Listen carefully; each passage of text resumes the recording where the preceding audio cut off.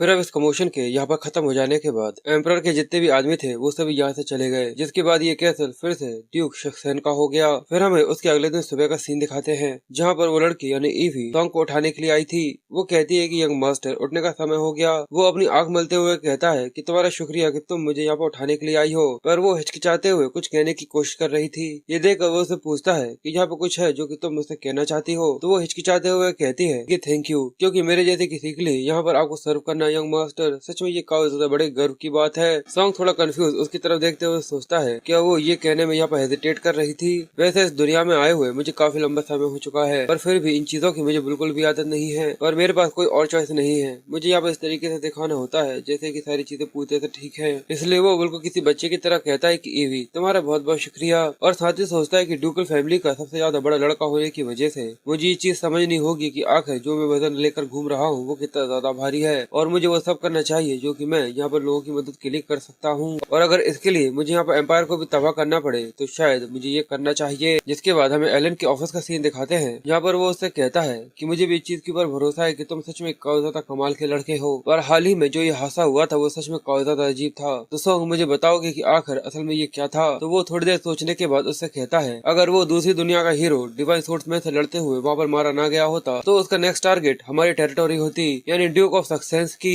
ये सुनकर एलन बहुत ज्यादा शॉक और सरप्राइज सा रह गया था। वो कहता है कि तुम इस तरीके की चीज को काफी ज्यादा आसानी से कह रहे हो, क्या तुम्हारे पास इस चीज के बारे में कोई सबूत है, और क्या वजह है जिस वजह से तुम इतने ज्यादा कॉन्फिडेंस में हो? ये सुनकर वो थोड़ा हिचकिचाते हुए कहता है कि ये इस वजह से, और साथ ही वो सोचता है क्योंकि मेरी पास्ट लाइफ के अंदर मैंने एम्पायर के अंदर सुना था कि वो लोग हाउस ऑफ सक्सेन के खिलाफ यहाँ पर कोई षड्यंत्र रच रहे थे, पर एम्पायर ने वहाँ पर हीरो की पावर को खत्म करने के बारे में सोचा, क्योंकि उन्हें इस चीज से डर लगने लगा था कि जो उनका शिकारी कुत्ता है कहीं वो उसकी लीश को तोड़कर इस चीज के बारे में ना समझ जाए और वो पूरी तरह आउट ऑफ कंट्रोल ना हो जाए, जिससे वो यहाँ पर खतरे में आ सकते थे। जिसके बाद सॉन्ग अपने फादर को बताना चालू करता है कि जब हीरो ने डीमन लॉर्ड को हराया था तो एम्परर को ये चीज पता थी कि इसके साथ पूरी डार्कनेस को खत्म नहीं किया जा सकता जब तक डीमन किंग की टेरिटोरी से पूरी तरह से सब कुछ सफाया न कर दिया जाए। इसी वजह से डीमन किंग के जितने भी कल्टिवेटर्स थे उन सभी की टेरिटोरी के ऊपर उन लोगों ने हमला कर दिया, जिससे वो उन सभी के ऊपर कब्जा कर सके। और उसी समय पर हाउस ऑफ सक्सेस ने अपने कई सारे रिसोर्सेज को खून की तरह बहा दिया था, और उसके अलावा वो एक दूसरे डीमन किंग यानी बेस्टॉक की टेरिटोरी के ऊपर भी कब्जा चाहते थे। उन्हें लगता था कि हमारा खून जब तक पूते से नहीं बह जाएगा इस धरती से अंधेरा पूते से गायब कभी भी नहीं हो पाएगा। एलन उसकी बात काफी ज्यादा ध्यान से सुन रहा था। जिसके बाद वो आगे कहता है कि इसके अलावा एम्पायर के लोगों ने नॉर्थ के ऊपर भी जाने की कोशिश करी थी। उन लोगों ने ड्यूकल हाउस के ऊपर उंगलियां उठाई। उन्होंने कहा कि ये क्लैन डार्कनेस से भरा हुआ है, और इसीलिए जिस तरीके से उन्होंने अपने हीरो को खत्म कर दिया जिससे वो अंदर के पूरी तरह से खतरे को यहाँ पर खत्म कर सके, जिससे उन्हें डरने की बिल्कुल भी जरूरत न रहे। एलन ये सुनकर बहुत ज्यादा शौक और हैरान सा रह गया था। वो कहता है क्या अपने ही हीरो को खत्म कर देना, पर आखिर तुम्हें इसके बारे में कैसे पता? तो वो कहता है कि ये मेरी खुद की एक थ्योरी है जो कि बुक्स को पढ़ने के बाद मैंने यहाँ पर अचीव करी है, क्योंकि अगर आप इसके बारे में लॉजिकली सोचते हैं तो इस चीज का जरा सा भी सेंस नहीं बनता। क्योंकि ऑफिशियली जब डिवाइन सोर्समैन के साथ वो लड़ाई वहाँ पर खत्म हो गई थी, हीरो ने कहा था कि वो यहाँ पर अपने एक ऑनरेबल डेथ से मिल रहा है, पर हीरो की वो सच्चाई जो कि बस केवल कुछ ही लोग जानते थे। ये जरूर सच में काफी ज्यादा शौक है कि मैंने इन चीजों के बारे में बस यहाँ पर किताब पढ़कर ही पता लगा लिया। और अगर मेरा गैस सही है तो जो एम्परर का जस्टिस है वो बस यही है कि जो भी यहाँ पर उनको अपोज करता है उनके पावरलेस नेशन को वायलेंस का इस्तेमाल करते हुए उससे चुरा लेना चाहिए। और एलन ये देखने के बाद सोचता है कि सच में इस लड़के ने इस उम्र के अंदर विजडम को पजेस कर लिया है, और इसलिए वो सॉन्ग से यहाँ पर अपने ओपिनियन मांगता है कि हाउस ऑफ सक्सेन को यहाँ पर किस तरीके के रास्ते पर चलना चाहिए। सॉन्ग कहता है कि हाउस ऑफ सक्सेन को कभी भी एम्परर के साथ को एग्जिस्ट नहीं करना चाहिए, जिसके लिए हमें यहाँ पर अगर एम्परर को तबाह भी करना पड़े तो इस चीज में कोई दिक्कत नहीं। जैसे ही एलन ये सुनता है तो वो बहुत ज्यादा शौक और हैरान से रह गया था। उसके पास कोई जवाब ही नहीं था और न ही वो यहाँ पर कुछ कह पा रहा था। जिसके बाद वो एक ज्यादा भारी और ठंडी आवाज में उससे कहता है सॉन्ग, और वो घूर कर उसकी तरफ देखकर सीरियसनेस भरी नजरों के साथ बोलता है क्या तुम्हें पता है कि आखिर तुम यहाँ पर सच में क्या कह रहे हो? सॉन्ग कहता है कि मैं ये सजेस्ट नहीं कर रहा कि हम लोगों को हमारी आर्मी को उठाकर तुरंत ही यहाँ पर रेबेल करना चालू कर देना चाहिए। मैं आज से 10 साल बाद के बारे में बात कर रहा हूँ। एलन ये सुनकर कंफ्यूज कहता है कि 10 साल? वो कहता है कि हाँ, ये सब के अलावा भी ऐसी भी कई सारी फोर्सेस हैं जो कि इस कॉन्टिनेंट के अंदर अपनी इंडिपेंडेंस चाहती हैं, और ऐसे कई सारे लोग हैं जो कि आपको सच में काफी ज्यादा पसंद करते हैं। उन्हें हमेशा यही चिंता लगी रहती है कि एम्परर कब उनके गले पर अपनी तलवार लाकर रख देगा। और जो इकोनॉमी है वो पूरे से हिल चुकी है। बैंडेड्स यानी जो चोरों की संख्या है जो कि हर दिन किसी न किसी का खून करते हैं या फिर किसी से कुछ भी चुरा कर ले जाते हैं, उनकी संख्या दिन ब दिन बढ़ती चली जा रही है। और भले ही ये लगता है कि जो यूनिफ्रिक्शंस है कॉन्टिनेंट के अंदर वो पूरे से पूरे हैं, पर इस जंग के बाद का जो आफ्टर इफेक्ट होगा वो सच में और भी ज्यादा बदतर होगा, और ये तब तक चलता रहेगा जब तक वो खुद ताकतवर ना हो जाए, जिससे वो एम्पायर से अपने घर की रक्षा न कर कर सके। और इसलिए अगर हम रेजिस्टेंस फोर्स की यहाँ पर मदद करते हैं अलग अलग रीजन्स में, उन सभी को एक्टिव कर और इसी तरीके से वो सारी चीजें बता रहा था। यहाँ पर नरेटर आगे कहता है कि इसी तरीके से मैंने अपना पूरा का पूरा प्लान उन्हें समझाया कि किस तरीके से यहाँ पर चीजों को शुरू करना है और किस तरीके से एम्पायर को पूरी तरह से खत्म करना है। और जिस तरीके से सूरज निकला था उसी तरीके से शाम तक सूरज डूब जाता है। और एलन के ऑफिस के अंदर सॉन्ग उस पर आगे कहता है, तो बताइए आखिर आप इसके बारे में क्या सोचते हैं। पर अभी तक वो ये सब देखकर हैरान था कि आखिर उसका लड़का इतनी सारी चीजें कैसे सोच सकता है। पर अगले ही पल वो मुस्कुराना चालू कर देता है और जोर जोर से ठहाके लगाकर हंसते हुए कहता है कि सच में जो तुम्हारे टैलेंट की गहराई है उसे बिल्कुल भी मेजर नहीं किया जा सकता। तुम यहाँ पर उस लैंडस्केप के भी आगे देख सकते हो जिसके बारे में मैंने कभी सोचा भी नहीं था। और इसलिए मैं सच में इस चीज के लिए काफी ज्यादा गर्व महसूस करता हूँ कि तुम मेरे लड़के हो। और इसलिए आज और अभी से तुम बस केवल ड्यूकल फैमिली के एल्डर सन नहीं हो और न ही तुम कोई 10 साल के लड़के हो। मैं तुम्हारे साथ इज्जत से पेश आऊंगा क्योंकि तुम आगे चलकर सक्सेन हाउस के लीडर बनने वाले हो। और ये बात है मैं बस इसलिए नहीं कह रहा क्योंकि तुम ड्यूकल फैमिली के सबसे ज्यादा बड़े लड़के हो, बल्कि इसलिए कह रहा हूँ क्योंकि एक तरफ से तुम सभी लोगों से काफी ज्यादा आगे हो। और इसलिए वो आगे कहते हैं कि बिना हेजिटेशन के तुम मुझे बता सकते हो कि आखिर तुम अपनी फैमिली को आगे बढ़ाने के लिए किस तरीके के डिसीजन है जो कि यहाँ पर लेना चाहते हो। सॉन्ग मुस्कुराते हुए कहता है कि आपने कहा है कि अब से आप मुझे बिल्कुल इक्वल ही ट्रीट करेंगे जैसे कि मैं इस घर का एक बड़ा हूँ। और इसलिए अगर ऐसा ही है तो प्लीज मुझे यहाँ पर परमिशन ग्रांट कीजिए कि मैं trial of the tower in necropolis को ज्वाइन कर सकूं। ये सुनने के बाद एलन और भी ज्यादा शॉक और हैरान सा रह गया था। जिसके बाद हमें ट्रायल ऑफ द टावर के बारे में बताते हैं। वहाँ पर जितने इमेजेस होते हैं उन सभी को मैजिक टावर के अंदर गार्डियंस का सामना करना पड़ता है। और इसे तुम एक तरीके का रैंकिंग गेम समझ सकते हो जो कि आगे चलकर हायरार्की को आगे समझाता है कि आगे चलकर किसकी मैजिक टावर के अंदर सबसे ज्यादा चलने वाली है। और वो लोग जो कि वहाँ पर हाई टियर गार्डियन को या फिर किसी और ज्यादा पावरफुल को वहाँ पर हरा देते हैं तो वहाँ पर वो एक ऐसा हक पा लेते हैं जिससे वो टावर का एक एल्डर बन सकते हैं। और आखिर में वो इंसान जो कि टावर के सबसे ज्यादा ऊपर तक पहुँच जाता है उसे एक टाइटल मिलता है टावर मास्टर का। और इसलिए एलन परेशान होते हुए कहता है कि तुम यहाँ पर ट्रायल ऑफ द टावर के बारे में बात कर रहे हो। तो वो कहता है पर वो एक काफी ज्यादा खतरनाक जगह है जहाँ पर आसानी से तुम्हारी जान भी जा सकती है। और इसलिए ये चीज तुम्हारे लिए कुछ जरूरत से ज्यादा ही जल्दी होगी क्योंकि अभी तक तुम थर्ड सर्कल तक कोई नहीं पहुँचे हो। पर सॉन्ग उसे कहता है कि पर मैं जल्दी वहाँ पर पहुँचने वाला हूँ। पर हमें आगे बताते हैं कि जो नॉर्मली थर्ड सर्कल तक पहुँचते हैं वो नॉर्मली मिड-20s के लोग होते हैं जो कि चीज को पॉसिबल कर पाते हैं। पर यहाँ पर उसके फादर उसकी चिंता करते हुए कहते हैं पर ये चीज तुम्हारे लिए भी कुछ जरूरत से ज्यादा ही होगी जो कि पहले ही सेकंड सर्कल तक पहुँच चुका है। पर सॉन्ग उसे यहाँ पर मुसीबत में डाल देता है क्योंकि वो कहता है ये डिसीजन आपके लिए है फादर और साथ ही हाउस ऑफ सक्सेन के लिए। ये सुनकर वो कंफ्यूजन के साथ कहता है अच्छा और आखिर ऐसा कैसे होगा। सॉन्ग बताता है कि अगर मैं ट्रायल ऑफ द टावर से अपने आप को यहाँ पे प्रूव कर लेता हूँ तो इसकी वजह से आपकी पोजीशन और भी ज्यादा पक्की हो जाएगी क्योंकि मेरे जैसा एक हायर आपको मिल जाएगा। और इसके अलावा मुझे भी यहाँ पे एक रेपुटेशन मिल जाएगी जहाँ पर सभी लोग मेरे ऊपर काफी ज्यादा भरोसा करेंगे। और ये बस कोई बेसलेस गॉसिप्स के साथ नहीं होगी, यानी बस ये कोई झूठी कहानियां नहीं रहेंगी। एलन पूछता है तो क्या इसलिए तुमने ट्रायल ऑफ द टावर के लिए यहाँ पर वॉलंटियर किया है। तो वो उसका जवाब हाँ से देता है। ये सुनने के बाद एलन के चेहरे पर फिर से मुस्कुराहट आ गई थी और वो अपने लड़के पर भरोसा करते हुए कहता है कि अगर ऐसा है तो ठीक है, मैं समझता हूँ, अब मैं ये जजमेंट तुम्हारे ऊपर छोड़ देता हूँ। और ये सुनने के बाद सॉन्ग काफी ज्यादा खुश और एक्साइटेड हो गया था और वो कहता है कि बिल्कुल इसकी वजह से आपको सच में काफी ज्यादा गर्व महसूस होगा। फिर हमें कुछ दिनों के बाद का सीन दिखाते हैं, एक बड़ा सा टावर जिसके अंदर एक कार चलते हुए आ रही थी और ये सिटी ऑफ द डेथ है नेक्रोपोलिस। और जैसे ही उनकी गाड़ी वहाँ पर पहुँचती है तो कई सारे लोग उन लोगों का यहाँ पर स्वागत करने के लिए खड़े हो गए थे और उन लोगों की अपने कार से निकलने के बाद सभी के सभी यहाँ पर उनका स्वागत करते हुए उन लोगों के सामने झुक जाते हैं और वो एलन और सॉन्ग को यहाँ पर ग्रीट करते हैं जो कि अभी अभी नींद से उठ रहा था। और वो उन लोगों को देखकर काफी हैरान होते हुए सोचता है कि अगर फिर से मुझे यहाँ पर ऐसा क्यों लग रहा है कि यहाँ पर कुछ जरूरत से ज्यादा ही हो रहा हो। इसके बाद जब वो लोग अंदर बढ़ना चालू करते हैं सभी लोग यहाँ पर सॉन्ग के बारे में बातें करना चालू कर चुके थे कि ये कैसा मैजिक जीनियस है जो कि एम्पायर ने आज तक अपनी जिंदगी में कभी भी नहीं देखा। ये सच में पूरे ऐसा कमाल का है। और मैंने सर सॉन्ग के बारे में और भी कई सारी चीजें हैं जो कि सुनी हुई हैं। उनके लोग सच में काफी ज्यादा शार्प और काफी ज्यादा रफ है। सच में इस चीज में कोई भी डाउट नहीं है, जो कि मैंने उनके बारे में सुना है वो पूरे से सही है। और मैंने तो ये भी सुना है कि वो सर हैमल्ट के साथ यहाँ पर अपनी स्वॉर्ड्समैनशिप को यहाँ पर मास्टर करने में लगे हैं। और वही इन सब चीजों के बीच में एक आवाज आती है कि सच में ये चीज कितनी ज्यादा पैथेटिक है। और इस लड़के का नाम विलिक है जो कि कहता है इस एकेडमी का टॉप ग्रेजुएट होने के नाते मैं अकेला ही यहाँ पर डिजर्व करता हूँ कि मैं इस टावर के टेस्ट को यहाँ पर जीत जाऊँ। तो उसका दोस्त भी यहाँ पर सॉन्ग का मजाक उड़ाते हुए कहता है कि ड्यूकल का जो लड़का है ऐसा लगता है कि अगर तुमने उसके ऊपर तेज फूंक भी मार दी तो वो उड़कर पता नहीं ना जाने कहाँ जाकर गिर जाएगा।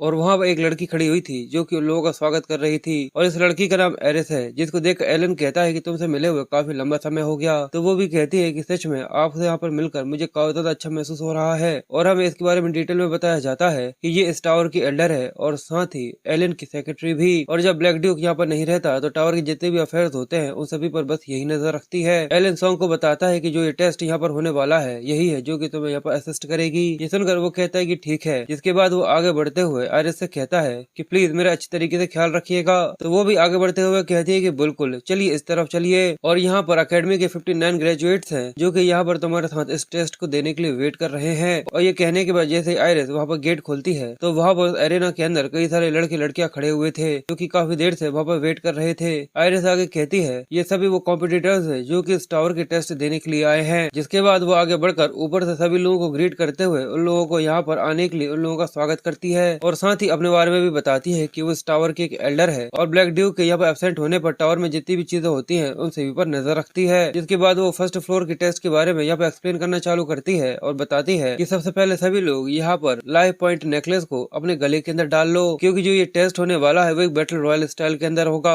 जहाँ पर ये लाइफ पॉइंट ट्रेबल रहेगा, और हर एक नेकलेस के अंदर एक मैजिकल शील्ड है जो कि यहाँ पर तुम्हारी रक्षा करेगी, और ये तुम्हारे खुद की लाइफ पॉइंट के साथ यहाँ पर मर्ज हो जाएगा जिसकी कीमत 1 पॉइंट होगी। और अगर तुम उन लाशों का इस्तेमाल करते हुए जो कि पूरे में पड़ी हुई हैं किसी के ऊपर एक वैलिड हिट करते हो तो जो उसका लाइफ पॉइंट नेकलेस है वो यहाँ पर तबाह हो जाएगा और उसकी यहाँ पर शील्ड एक्टिव हो जाएगी, जिसके साथ वो यहाँ पर डिस्क्वालीफाई हो जाएगा, और जो अटैकर रहेगा उसे यहाँ पे एक पॉइंट मिल जाएगा जो कि उसकी नेकलेस के अंदर ऐड हो जाएगा, और वो लोग जो कि यहाँ पर 3 पॉइंट से ज्यादा को ऐड कर लेते हैं वो यहाँ पर अगले राउंड के अंदर क्वालिफाइड हो जाएंगे। और एक और आखिरी बात ये है कि कोई भी अगर यहाँ पर आर्टिफैक्ट को इस्तेमाल करता है तो उसे चीटिंग समझा जाएगा और तुरंत ही उसे इस रिजल्ट से डिस्क्वालीफाई कर दिया जाएगा। और सो ये सुनने के बाद सोचता है कि इस टेस्ट के जो रूल्स है उनको इस तरीके से डिजाइन किया गया है कि जितने भी बिगिनर्स है वो सभी तुरंत यहाँ पर खत्म हो जाएं। पर इस सब के अलावा और भी कई सारी चीजें हैं जिसके ऊपर मुझे ध्यान देना होगा। पर तब इस सॉन्ग का ध्यान एक लड़के के ऊपर जाता है जो कि उससे कहता है कि ये कोई मॉन्स्टर है, आखिर ये इस उम्र में 3rd सर्कल तक कैसे पहुंच सकता है। और इसलिए विली कहता है कि सबसे पहले हम लोगों को इस मॉन्स्टर को यहाँ पर खत्म करना चाहिए। पर उसका साथी कहता है पर कि ये चीज कोई दिक्कत नहीं देगी कि हम लोग एक यंग लॉर्ड के ऊपर हमला करते हैं। विली कहता है कि इस चीज के लिए तुम्हें परेशान होने की जरूरत नहीं है, क्योंकि जैसे ही वो इस कंपटीशन के अंदर आया था वो सबके बराबर हो गया है। सॉन्ग ये देखकर सोचता है कि सच में इस कॉन्फिडेंस के लिए मैं तुम्हें 1 पॉइंट दूंगा। पर अब चलो देखते हैं कि तुम यहाँ पर कुछ कर भी पाते हो या बस तुम इस तरीके से बातें ही करते रहते हो। और जैसे टेस्ट को चालू किया जाता है तो सभी अपने मैजिकल सर्कल को इस्तेमाल करते हुए सॉन्ग को यहाँ पर टारगेट करना चालू कर देते हैं। विलिक और उसके दोस्त अपने मैजिकल सर्कल का इस्तेमाल करते हुए वहाँ पर जो लाशें पड़ी हुई थी उन सभी को यहाँ पर इस्तेमाल करना चालू करते हैं, और वो सभी अपने अनडेड्स का इस्तेमाल करते हुए सॉन्ग के ऊपर तलवारों से हमला करना चालू कर देते हैं। और तभी एक अनडेड आकर सॉन्ग के ऊपर हमला करता है और जो उसकी तलवार थी ऐसा लगता है जैसे कि वो सॉन्ग से जाकर टकरा गई हो। पर अगले ही पल वो और बाकी सभी भी ये देखकर हैरान से रह गए थे, क्योंकि वहाँ पर एक दूसरा अनडेड था जिसने यहाँ पर सॉन्ग को बचा लिया था और वो बिल्कुल वुल्वरीन की तरह लग रहा है। और वो सभी चिल्लाते हुए कहते क्या ये यहाँ पर कब आ गया। और उसके अंदर से निकलने वाली टेरिफाइंग एनर्जी बहुत ज्यादा डिस्ट्रक्टिव थी, जिस वजह से जैसे वो रोर करता है तो आसपास के सभी लोग और सभी के अनडेड पीछे की तरफ सरकते हुए निकल जाते हैं। सॉन्ग ने इस रोर के अंदर आइस मैजिक का इस्तेमाल किया था जिस वजह से वो अनडेड यहाँ पर आधे से ज्यादा जम चुके थे। ये देखने के बाद विलिक और उसके सभी साथी हैरान होते हुए कहते हैं कि ये तो वाटर मैजिक है। जिसके बाद वो अपने अनडेड का इस्तेमाल करते हुए उनके ऊपर हमला करना चालू कर देता है, और वो लोग कहते हैं कि मुझसे ये मत कहना कि ये कमीना यहाँ पर डुअल मैजिक को इस्तेमाल कर सकता है। और सॉन्ग के अनडेड का एक ही अटैक काफी आसानी से उसके यहाँ पर टुकड़े टुकड़े कर देता है। और ये देखकर वो आदमी चिल्लाते हुए कहता है कि आखिर तुम्हारी हिम्मत में कैसे हुई, वो मेरा अनडेड सोल्जर था। और उसके बाद जो दूसरा अनडेड होता है वो पीछे से आकर अपने क्लॉ से उसके ऊपर हमला कर देता है। पर तभी सॉन्ग का अनडेड बीच में आकर आइस मैजिक इस्तेमाल करते हुए एक शील्ड बना लेता है और इससे भी वो सॉन्ग को यहाँ पर बचा लेता है। और वो लोगों से कहता है कि ये चीज पूरी तरह से बेकार है, क्योंकि आइस आर्मर से इसने मेरी प्रोटेक्शन करी हुई है। जिसके बाद वो उस दूसरे अनडेड के ऊपर हमला कर उसे भी काफी आसानी से खत्म कर देता है। और विलिक ये देखकर चिल्लाते हुए कहता है पर क्या आइस एट्रीब्यूट का यहाँ पर इस्तेमाल करना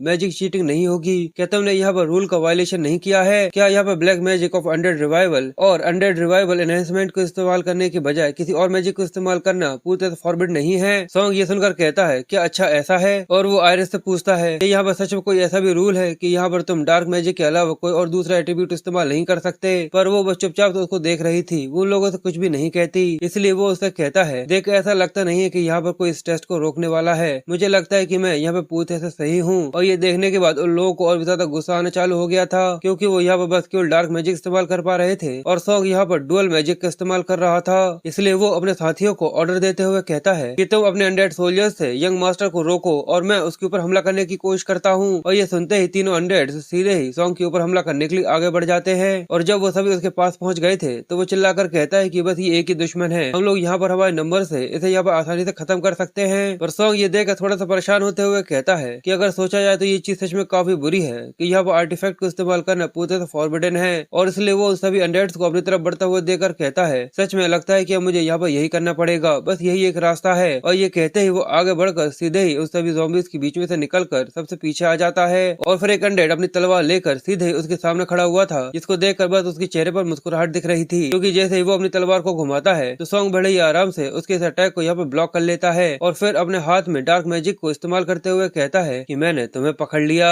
और अगले ही पल उसकी तलवार को यहाँ पर छीनकर उसके ऊपर एक काला जोरदार पंच दे मारता है, जिसके बाद अनडेड की वो तलवार जो कि उसने यहाँ पर छीन ली थी उसी का इस्तेमाल करते हुए उस अनडेड के 2 टुकड़े कर देता है। ये देखने के बाद विली का साथी घबराते हुए कहता है कि ऐसा नहीं हो सकता, मेरे अनडेड सोल्जर के इसने इतने आसानी से 2 टुकड़े कर दिए। तो वो कहता है कि पर ये तो कोई आम तलवार नहीं लगती, इसने यहाँ पर डार्क मैजिक का इस्तेमाल करते हुए तलवार की ड्यूरेबिलिटी को यहाँ पर बढ़ा लिया है। और वो लोग आगे देखते हैं कि जब दूसरा अनडेड उसके ऊपर हमला करता है तो उसकी जो तलवार थी वो सीधे जाकर नीचे टकरा जाती है, क्योंकि सॉन्ग सही समय पर उसके अटैक को डॉज करते हुए ऊपर की तरफ कूद गया था। इसके बाद वो ऊपर से उसकी तरफ अपनी तलवार को घुमाते हुए जोर से चिल्लाकर उसके ऊपर हमला कर देता है और बड़े ही आराम से अपने सोर्स स्किल का इस्तेमाल करते हुए उस अनडेड के यहाँ पर टुकड़े टुकड़े कर देता है। और इस तरीके से ब्रूटैलिटी को देखने के बाद विलिक बहुत बुरी तरीके से घबरा गया था, उसके चेहरे पर उसका डर साफ साफ दिख रहा था, जहाँ पर वो कहता है कि मेरा अनडेड सोल्जर भी यहाँ पर मर चुका है। पर के ये चीज जरा सी सेंसिटिव बनाती है कि कोई इमेज यहाँ पर सोर्स स्किल्स का इस्तेमाल कर रहा है। जिसके बाद सॉन्ग आगे बढ़ने के बाद जितने भी स्टूडेंट्स होते हैं उन सभी के ऊपर हमला कर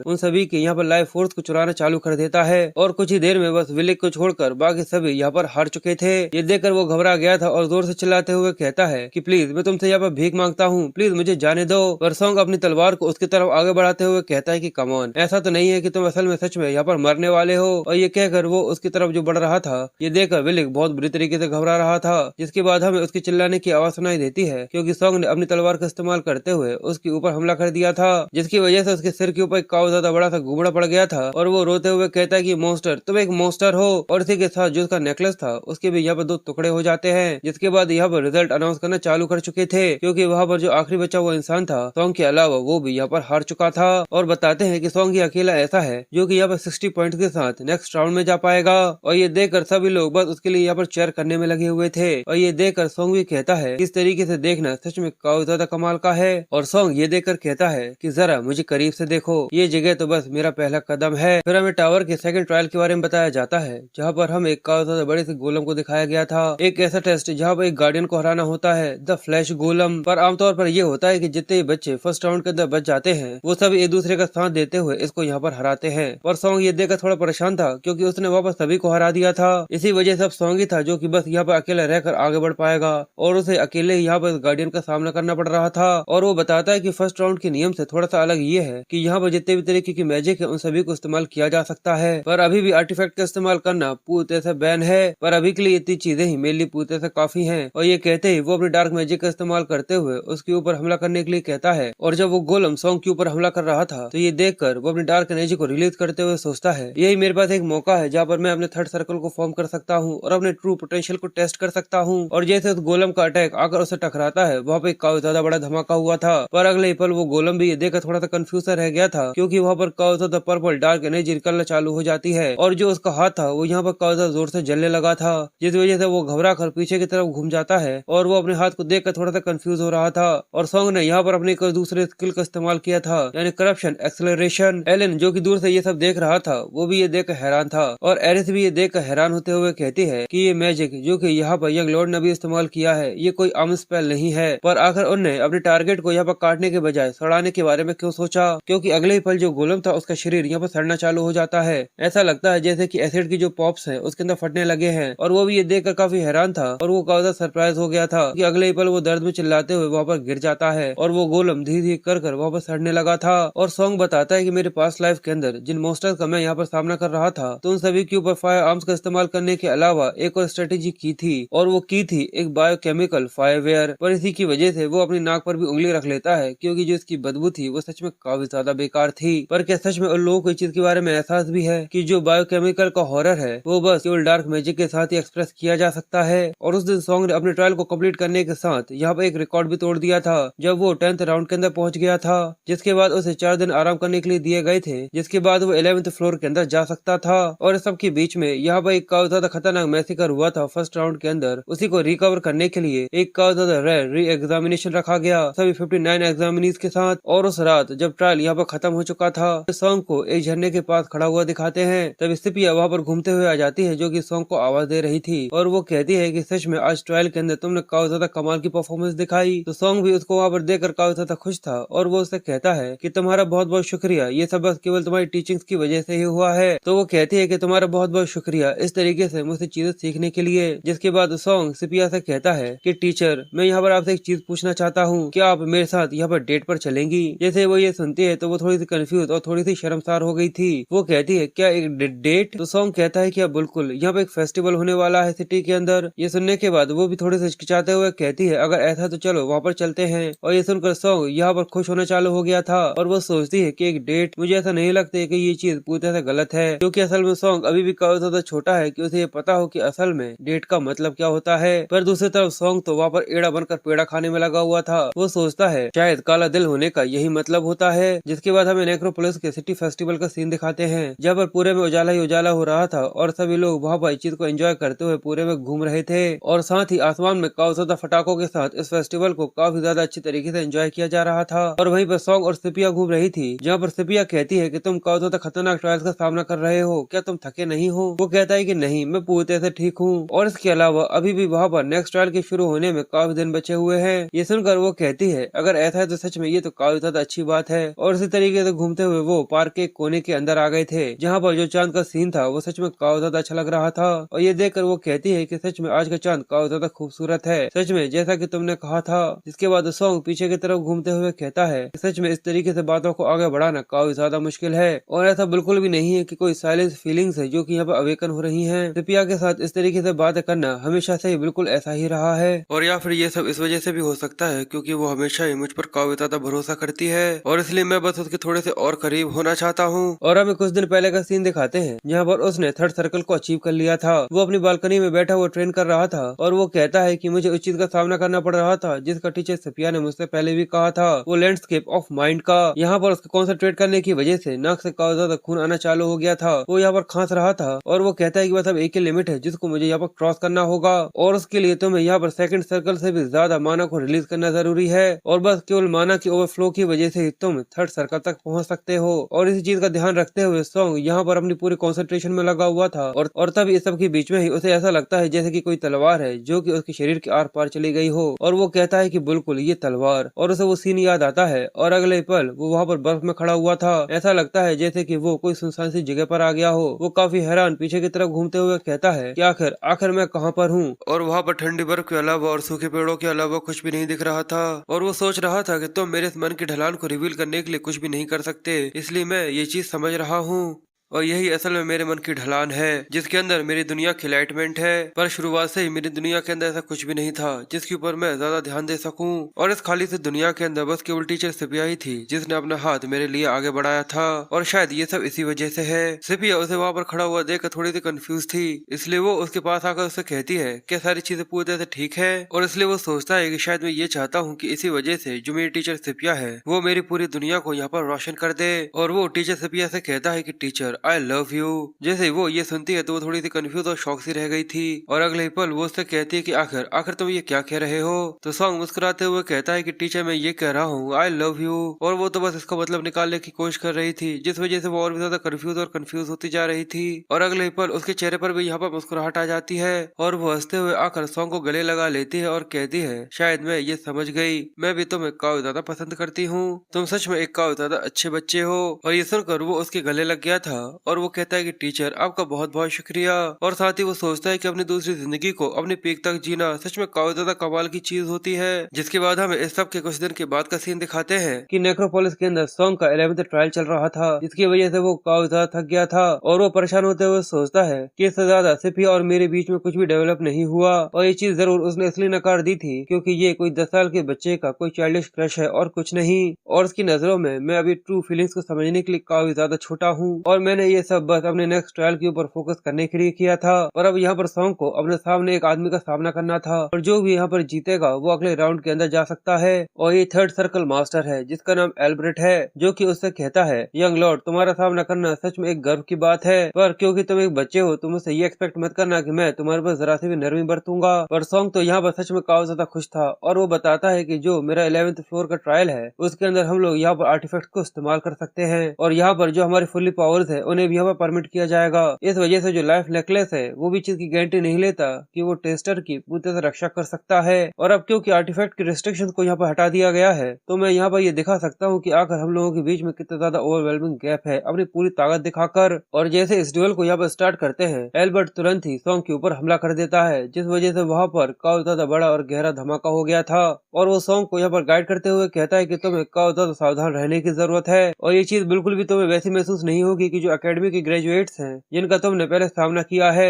इसलिए यंग लॉर्ड जो तुम्हारा कॉन्फिडेंस है वो यहाँ पर खत्म होता है। और ये कहकर वो अपने डार्क एरो का इस्तेमाल करते हुए वहाँ पर कई सारे पोर्टल्स बना लेता है जिसके अंदर कई सारे मैजिक एरोज बने हुए थे, और उसके सामने सॉन्ग अपना केप पकड़े हुए खड़ा हुआ था। और वो कहता है तो चलो देखते हैं कि अगर तुम यहाँ पर इनमें से एक को भी यहाँ पर ब्लॉक कर पाते हो। और ये देखकर सॉन्ग थोड़ा सा घबरा रहा था कि आखिर अब वो यहाँ पर क्या करेगा। और तभी एल्बर्ट अपने जितने भी एरोज होते हैं उन सभी को सॉन्ग के ऊपर थ्रो कर देता है, जिनसे बचने के लिए सॉन्ग जल्दी जल्दी वहाँ से भागना चालू कर चुका था। और जैसे जैसे कर वहाँ पर जितना भी जगह दिखती है उस सभी में से निकल कर वो उन जितने भी अटैक्स होते हैं उन सभी से बचकर वहाँ से निकल जाता है। पर वो इसकी वजह से काफी ज्यादा परेशान हो रहा था।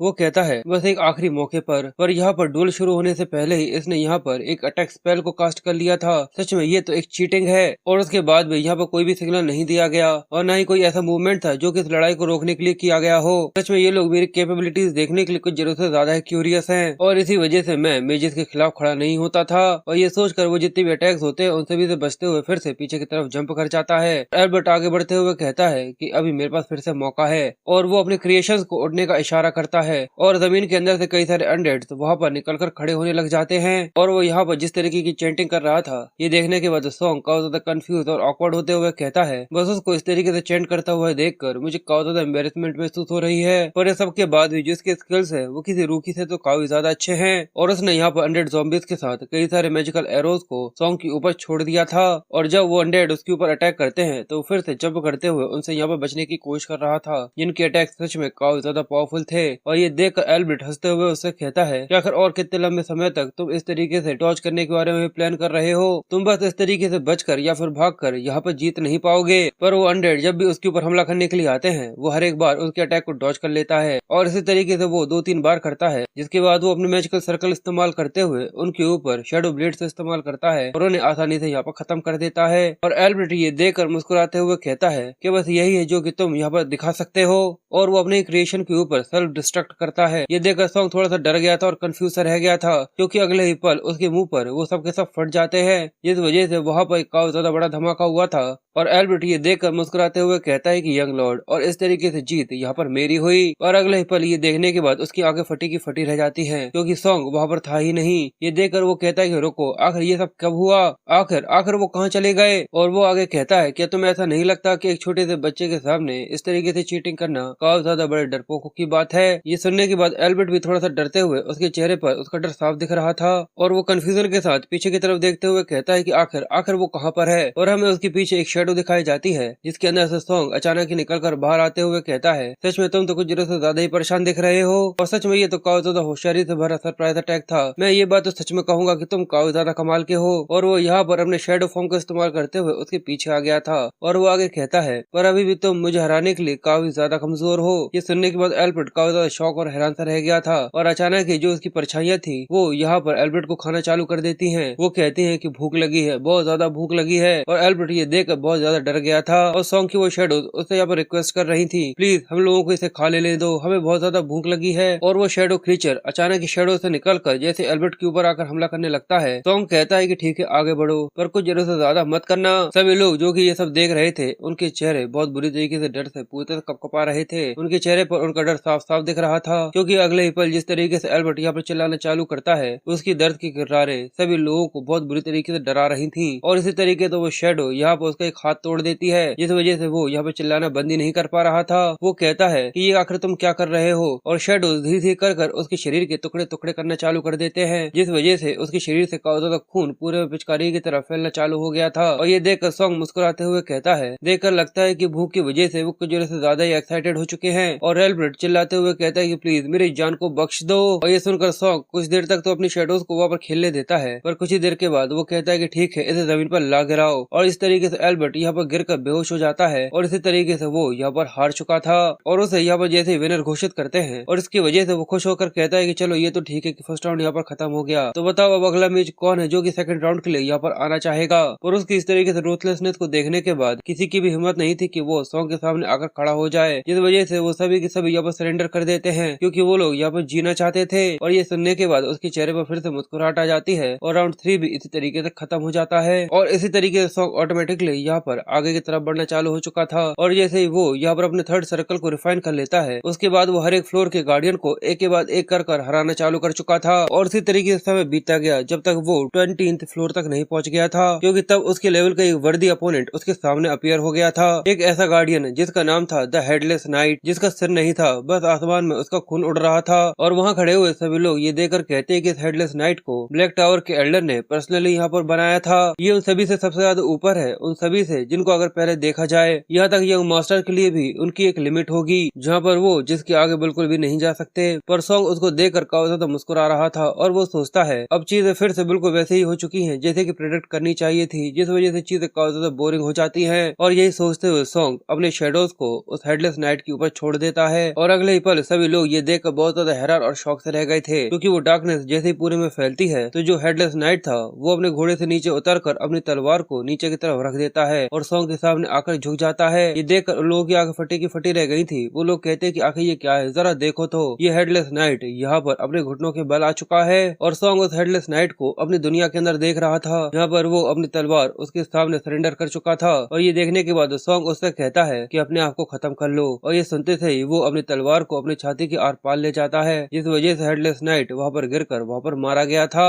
और सॉन्ग ये देखकर कहता है कि इसने काफी अच्छी तरीके से एज अ गार्डियन का रोल निभाया था, सच में ये काफी ज्यादा लॉयल था। और अगले ही पल उसे एहसास होता है कि आखिर उसने यहाँ पर क्या किया था, जिस वजह से वो कहता है लगता है कि मैं कुछ दिनों से ज्यादा ही आगे बढ़ गया। पूरे में शांति छाई हुई थी और सभी की आंखें बस सॉन्ग की तरफ ही लगी हुई थी। और वो सोचता है कि सच में ये लोग काफी ज्यादा शॉक हो रहे होंगे एक ऐसी क्रिएशन की वजह से जिसने अपने मास्टर की लॉयल्टी को यहाँ पर बिट्रे कर दिया और मेरे लिए लॉयल्टी की कसम खाई। इसका मतलब क्या यही है कि मैं ब्लैक टावर के जो एल्डर्स है उनके कंपैरिजन में उनके लेवल तक पहुंच चुका हूँ। पर मेरा ये बिल्कुल भी मतलब नहीं था कि मैं यहाँ पर इस तरीके से चीज को रिवील करूँ। और अब मुझे लगता है कि मैं पहले ही सारी चीजों को काफी अच्छी तरीके से साबित कर चुका हूँ, तो लगता है कि अब यहाँ से जाने का समय आ चुका है। और सॉन्ग को आगे बढ़ता हुआ देखकर वो लोग कंफ्यूज थे। वो कहते हैं कि आखिर तुम कहाँ जा रहे हो, क्या वो एग्जिट है, क्या तुम्हें ऐसा नहीं लगता, और आखिर ये यहाँ से वापस जाने के बारे में क्यों सोच रहा है। और वो कहता है कि अगर मैं यहाँ से आगे बढ़ना चाहूँ तब यहाँ पर एक ऐसी लाइन है जिसे मुझे यहाँ पर क्रॉस नहीं करना चाहिए, क्योंकि अगर मैं इससे भी ज्यादा आगे बढ़ने की कोशिश करता हूँ तो मैं एक ऐसी रैम के अंदर पहुंच जाऊंगा जहाँ पर सभी लोग मुझसे मोस्टर कहेंगे, या फिर कुछ ऐसा बन जाऊंगा जिसके बारे में किसी को भी कुछ भी नहीं पता होगा। और इसलिए मुझे अभी यहाँ से चले जाना चाहिए। और नरेटर बताता है कि इस तरीके से सॉन्ग के जो ट्रायल्स थे वो यहाँ पर खत्म हो गए, जिसके बाद टावर के ट्रायल्स भी यहाँ पर खत्म हो चुके थे। जिसके बाद हमें कई सारे लोगों को दिखाते हैं जहाँ पर एलन के साथ सॉन्ग वहाँ से निकल रहा था और सभी लोग उसके सामने झुककर वहाँ पर उसे ग्रीट कर रहे थे। और बताया जाता है कि पूरा पूरा ब्लैक टावर बिल्कुल किसी मिलिट्री की तरह यहाँ पर सब लोगों के सामने झुका हुआ था।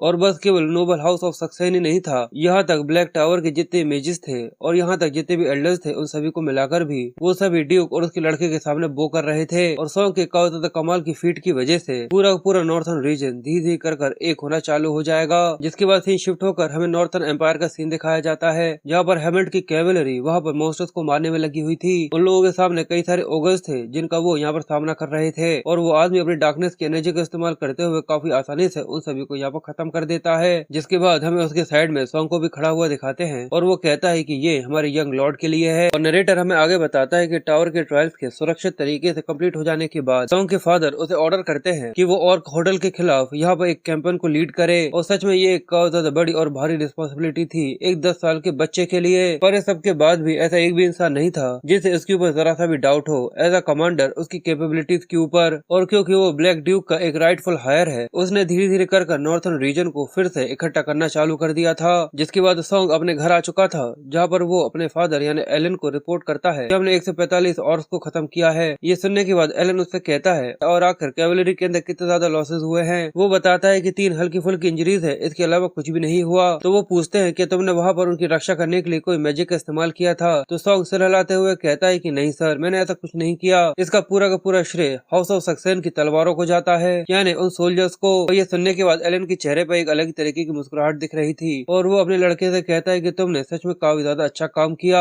और हैमल्ट भी यहाँ पर उसकी तारीफ करते हुए कहता है कि जिस तरीके से यंग मास्टर काफी ज्यादा बड़े हो चुके हैं, ऐसा लगता है कि वो रेजिमेंट साइज की एक कैवलरी यूनिट को काफी अच्छे तरीके से कमांड कर सकते हैं। ये सुनकर वो हंसते हुए कहता है कि अंकल हैमल्ट, ये आपकी टीचिंग की वजह से हुआ है, आपका बहुत बहुत शुक्रिया। और एलन सोचता है कि वैसे भी सर हैमल्ट ने ही उसे स्पोर्ट्समैनशिप, टैक्टिक और स्ट्रेटेजी बनाने सिखाया और इसके अलावा आर्ट ऑफ वॉर के बारे में भी उन्हें ही उसे बताया था। और हैमल्ट वहाँ पर उसकी टांग खींचते हुए कहते हैं कि अगर इसी तरीके से चलता रहा तो वो दिन ज्यादा दूर नहीं है जहाँ पर वो डोमेन वॉर के अंदर अपनी खुद की टेरिटोरी को वहाँ पर कमांड करेंगे। ये सुनने के बाद सॉन्ग थोड़ी देर तक तो हंसता है और थोड़े से कंफ्यूजन के साथ वो हंसते हुए सोचता है क्या एक डोमेन वॉर। ऐसा लगता है कि जो न्यू स्टेज है उसका हमेशा स्वागत करना चाहिए। जिसके बाद हमें चार्लोट को दिखाते हैं जो कि अपनी तलवार का इस्तेमाल करते हुए एक काफी ज्यादा पावरफुल थ्रस्ट अटैक कर रही थी, पर उसके सामने खड़ा हुआ सॉन्ग काफी आसानी से उसके अटैक को यहाँ पर ब्लॉक कर लेता है और डॉज करते हुए उसे पीछे की तरफ धकेल देता है। पर चार्लोट बिल्कुल भी हार नहीं मानती और वो अपने ऑरा का इस्तेमाल करते हुए फिर से उसके ऊपर हमला करने की कोशिश करती है। और ये देखने के बाद सॉन्ग भी थोड़ा सा घबरा गया था क्योंकि इस अटैक को यहाँ पर रोकना थोड़ा सा मुश्किल हो रहा था। पर हमें उसके चेहरे पर एक मुस्कुराहट दिख रही थी क्योंकि अगले ही पल वो अपनी तलवार का इस्तेमाल करते हुए जो उसके ऊपर हमला करता है, चार्लोट बड़ी मुश्किल से उसके अटैक को यहाँ पर ब्लॉक कर पा रही थी। जिसके बाद वो लगातार चार्लोट के ऊपर कई सारे हमले कर रहा था जिससे वो पीछे की तरफ सरकते हुए बस हर एक अटैक को ब्लॉक करने की कोशिश में लगी हुई थी। और इसी वजह से सॉन्ग काफी ज्यादा खुश हो रहा था। पर चार्लोट जैसे ही फिर से उसके ऊपर हमला करती है उसका ये अटैक सीधे उसके कान के पास से निकल गया था और वो ये देख कर कहती है कि सच में तुम पहले से काफी ज्यादा इम्प्रेसिव बन चुकी हो। तो वो कहती है तुम तो इस तरीके से कह रहे हो जैसे कि ये किसी और की प्रॉब्लम है। वो हंसते हुए कहता है क्या मैंने तुम्हें कुछ जरूरत से ज्यादा ही सिखा दिया। पर चार्लोट मुंह बना लेती है, कहती है कि पहले ही तुम 3rd सर्कल मेज बन चुके हो और इसके अलावा तुमने टावर के ट्रायल्स के 20th फ्लोर तक को क्लियर कर लिया था और उसके बाद से बस तुम्हारा इनाम पूरे में गूंज रहा है, यंग मास्टर यंग मास्टर। पर क्या तुम्हें देखकर लगता नहीं कि तुम्हें इस चीज से जरा सी भी थकान महसूस हुई है। तो ये सुनने के बाद सॉन्ग हंसते हुए कहता है कि तुम्हें इसकी ज्यादा चिंता करने की जरूरत नहीं है क्योंकि तुम भी काफी ज्यादा तेजी से बढ़ रही हो और काफी ज्यादा स्ट्रॉन्गर बनती चली जा रही हो। और वो सोचता है कि इस चीज को अगर कंसिडर किया जाए कि चार्लोट बस अभी केवल 10 साल की है और जो उसका टैलेंट है वो ऑर्डिनरी से सच में काफी ज्यादा आगे है। पर चार्लोट काफी गुस्से में ये देखकर शर्माते हुए कहती है कि क्या मुझे बिल्कुल किसी बच्चे की तरह ट्रीट करना बंद करो। पर वो कहता है कि तुम तो एक बच्ची ही हो ना। तो वो चिल्लाते हुए कहती है कि हाँ और तुम भी। सॉन्ग कंफ्यूज कहता है क्या मैं पहले से एक एडल्ट बन चुका हूँ। और ये कहकर जैसे कि वो काफी ज्यादा गर्व महसूस कर रहा था और वो कहती है कि हाँ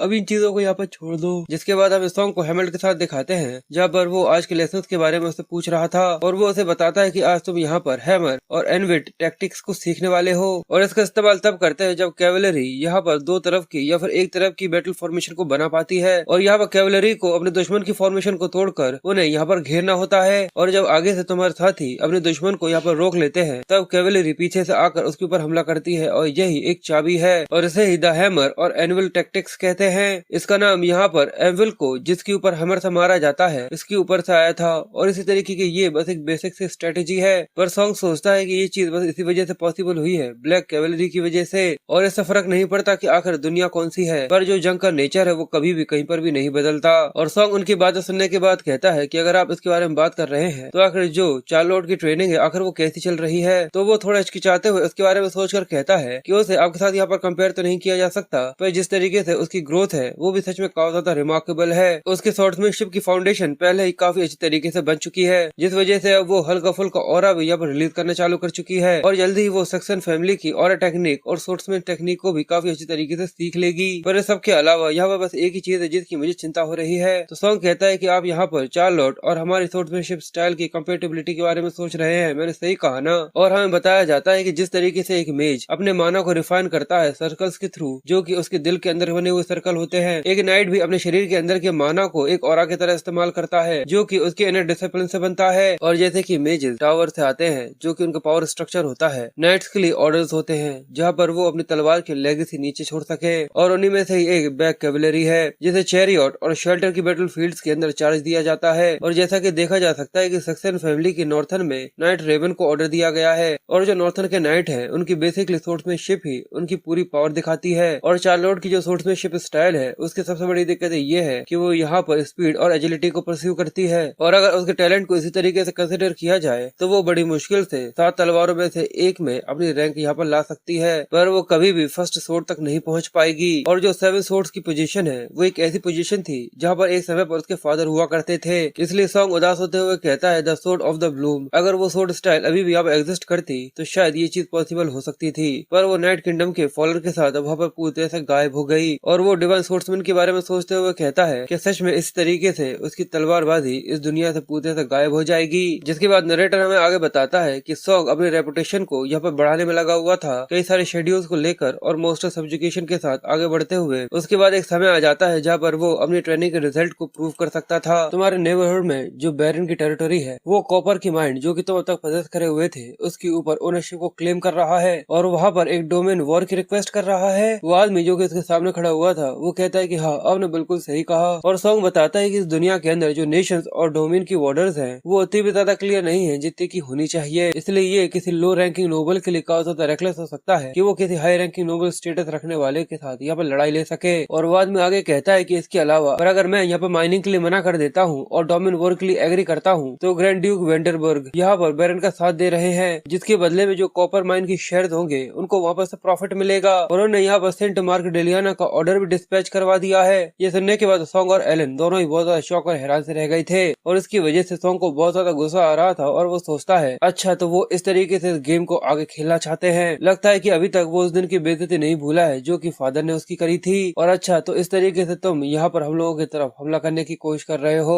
और जरूर उस दिन के बाद से वो बस यहाँ पर उस बेइज्जती का बदला लेने के बारे में ही सोच रहा होगा जो कि ब्लैक ड्यूक ने उसकी करी थी। पर अगर वो यहाँ पे टेरिटोरियल वॉर लड़ने की कोशिश करता तो उसको इसमें काफी ज्यादा दिक्कत आती। इसलिए उसने बॉर्डर रीजन से चीजों को सेटल करने के बारे में सोचा, एक ऐसी जगह जहाँ पर उसका डायरेक्टली अपीयर होना पूरे से इनकन्वीनियंट होगा। सॉन्ग एलन से कहता है सक्सेन हाउस के जितने भी नाइट्स है उन सभी के साथ इस लड़ाई के अंदर यहाँ पर मैं पर्सनली लीड करना चाहता हूँ। पर उसके पास से बस एक ही शब्द का जवाब आता है नहीं, ये चीज कुछ जरूर से ज्यादा ही जल्दी होगी कि अगर तुम यहाँ पर कमांड लेते हो जिसको तुम यहाँ पर इस तरीके के बेकार से शब्दों के साथ रिफर करने की कोशिश कर रहे हो, क्योंकि एक जंग करना मोस्टर्स को खत्म करने से बिल्कुल ही अलग होती है। पर साथ ही एलन उस आदमी से कहता है कि आपको चिंता करने की बिल्कुल भी जरूरत नहीं है, मैं तुम्हारी माइंड के लिए सेफ गार्ड्स को जरूर भेजूंगा। ये सुनकर वो कहता है कि शुक्रिया और वहीं पर सॉन्ग का चेहरा उदासी से भर गया था। जिसके बाद वो मुंह फुलाते हुए कहता है कि हाँ ठीक है, पर मुझे पता है कि मैं यहाँ पर किसी और से काफी ज्यादा अच्छा कर सकता हूँ, तो अगर वो मेरी बात सुनते क्यों नहीं। उसके सामने हेमल्ड खड़ा था जो कि कहता है तुम्हें ड्यूक की बातों पर ज्यादा ध्यान नहीं देना चाहिए, अभी के लिए भले ये चीज काफी ज्यादा डिसअपॉइंटेड है पर मैं पूरी तरह से श्योर हूँ कि उनके पास उनकी वजह जरूर होगी, पर इसके बजाय मैंने तुम्हारे लिए काफी ज्यादा अच्छी चीज को तैयार कर रखा हुआ है यंग लॉर्ड। और ये कहकर वो दूसरी तरफ इशारा करता है तो सॉन्ग थोड़ा कंफ्यूज उसकी तरफ देख रहा था और वो अपने पास से एक ब्लैक एंड व्हाइट बोर्ड निकालता है और कहता है कि क्यों ना तुम यहाँ पर मेरे साथ इस गेम को सीखो।